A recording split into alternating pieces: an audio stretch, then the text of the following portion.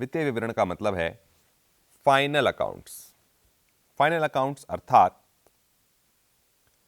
आपके खातों का अंत। वित्तीय वर्ष के खत्म हो जाने के बाद जो खाते बनाए जाते हैं उन्हें फाइनल अकाउंट्स कहते हैं। इसका मतलब पुस्तक में किस तरह से दिया गया है, चलिए देखते हैं।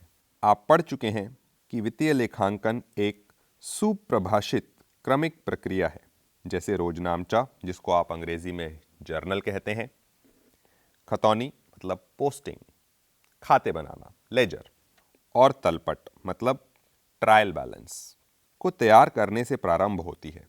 इस अध्याय में आप वित्तीय विवरण को तैयार करना और विभिन्न पणधारियों से संबंधित विभिन्न प्रकार की आवश्यक सूचनाओं, पूंजी और आगम मदों के मध्य अंतर और इनकी उपयोगिता तथा वित्तीय विवरणों के प्रकार व इन्हें तैयार करने की विधि समझ सकेंगे।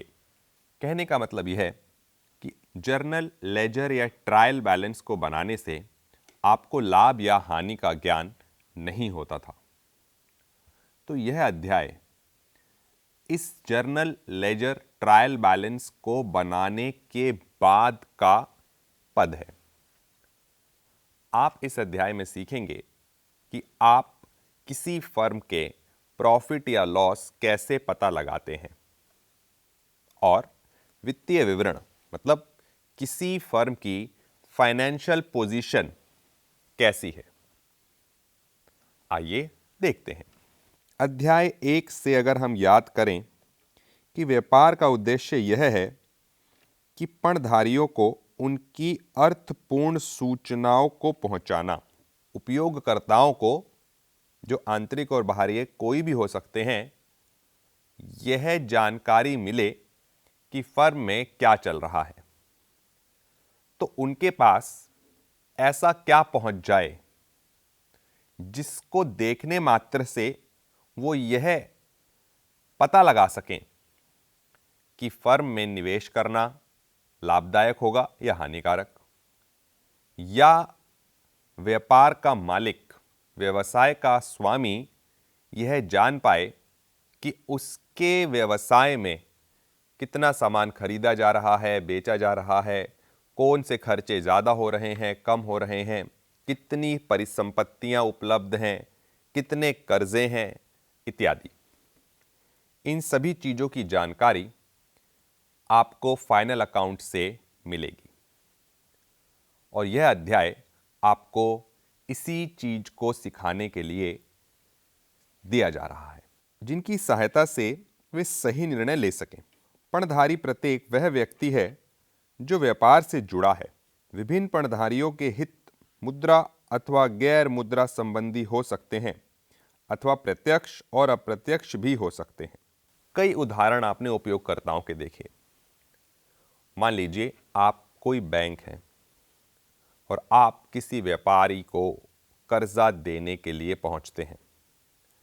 कर्जा देते हुए आप यह जरूर जानना चाहोगे कि उस व्यवसाय की परिस्थिति कैसी है, तो वह आपको इन फाइनल अकाउंट्स को देख के पता लगाया जा सकता है कि आपके द्वारा दिया गया कर्जा वापस आता है या नहीं, गिरवी रखवाने के लिए उनके पास कुछ है या नहीं। तो यह सारी सूचना विद्यार्थी फाइनल अकाउंट्स को बनाते हुए सीखते हैं। तो चलिए देखते हैं किस किस तरीके के वित्तीय विवरण हम तैयार करते हैं। वित्तीय विवरण तैयार करने से पहले मैं आपको लेखा शास्त्र में इस्तेमाल होने वाले 5 तरह के जो खाते होते हैं उनके बारे में एक बार पुरानी चीजें याद करवाना चाहूंगा। पूरा लेखा शास्त्र इन्हीं 5 खातों पे टिका हुआ है। तो चलिए दोहरा लेते हैं कि यह 5 खाते कौन कौन से हैं और इनके उदाहरण क्या हैं। जैसे कि आप देख सकते हैं, आपके सामने एक तालिका है जिसमें लिखा है रोकड़ 1000। तो रोकड़ एक परिसंपत्ति है अर्थात एसेट है।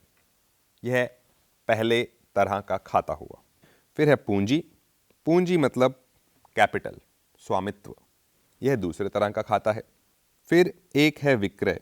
विक्रय मतलब सेल, मतलब आगम, इनकम, तीसरे तरह का खाता। फिर है मजदूरी। मजदूरी व्यय, खर्चा। यह हुआ चौथे तरह का खाता। फिर है लेनदार। क्रेडिटर मतलब लायबिलिटी, देयताएं। पूरा लेखा शास्त्र इन 5 तरह के खातों पे स्तंभित है। आपके पास और भी अलग अलग उदाहरण दिए हुए हैं, जैसे कि वेतन। वेतन एक खर्चा है, एक्सपेंस। 10% ब्याज पर ऋण, यह एक कर्जा, देयताएं, लायबिलिटी। फर्नीचर एक परिसंपत्ति, एसेट। प्राप्त कमीशन। कमीशन को प्राप्त किया मतलब इनकम, आय, आगम। भवन का किराया, रेंट, एक खर्चा है। देनदार, डेटर, एसेट है। तो आप इन सभी तरह के खातों के बीच में फर्क जान लीजिए। यहां पे मैं आपको ध्यान दिलाना चाहूंगा, जैसे कि आपके पास एक भवन का किराया है, यह आपका खर्चा है। परंतु भवन को खरीदना यह खर्चा नहीं, यह एक परिसंपत्ति है। विद्यार्थी इस बात पे खास ध्यान दें, भवन को खरीदना भी पैसों का जाना है और भवन का किराया देना भी पैसों का जाना है।